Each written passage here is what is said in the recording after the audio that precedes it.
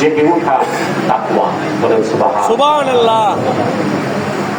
আপনার বাড়িতে 10 কোটি টাকা আছে, 100 ভরি স্বর্ণ আছে, এটা হচ্ছে সম্পদ।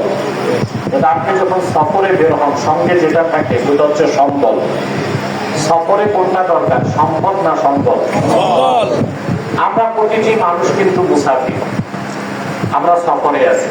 কিসে আছি? সফরে। এই পৃথিবীতে কিছু স্থির না, সব চলন্ত, সব কি। আপনি যে পৃথিবীতে আছেন, এই গ্রহটাও চলছে। এই গ্রহটা আছে যে সৌরজগতে,